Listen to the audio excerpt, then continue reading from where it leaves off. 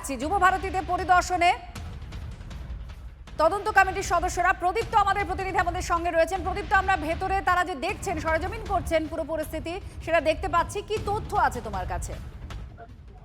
দেখো, তারা এই মুহূর্তে গোটা পরিস্থিতি খতিয়ে দেখছেন এবং তারপর তারা রাজ্য সরকারকে এই বিষয়ে রিপোর্ট দেবেন এবং তারা এরপর পুলিশের যে আধিকারিকরা রয়েছেন, বিধাননগর পুলিশ কমিশনার, তার সঙ্গে তারা কথা বলবেন এবং একই সঙ্গে তারা মাঠের প্রতিটি জায়গা তারা পুঙ্খানুপুঙ্খভাবে খতিয়ে দেখছেন যে কিভাবে বিশৃঙ্খলাটা ঘটলো, কিভাবে গোটা বিষয়টা তৈরি হলো।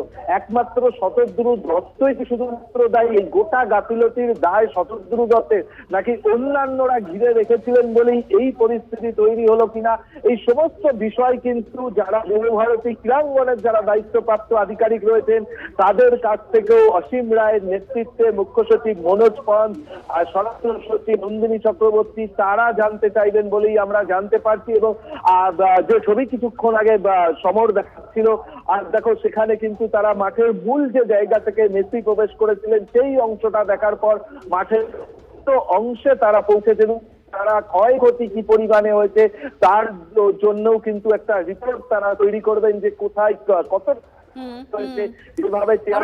দেখছি। প্রদীপ্ত আর আপডেট দিচ্ছে আমাদের প্রতিনিধি প্রদীপ্ত। আপনাদের দেখাচ্ছে একদিকে গতকালের সেই রণক্ষেত্র কিভাবে ভাঙচুর করা হচ্ছে স্টেডিয়ামের ভেতরে, আর বাঁদিকে আপনারা দেখছেন অসীম কুমার রায় অবসরপ্রাপ্ত বিচারপতি, তার নেতৃত্বে গঠিত যে কমিটির স্বরাষ্ট্র সচিব এবং মুখ্য সচিব তারা ভেতরে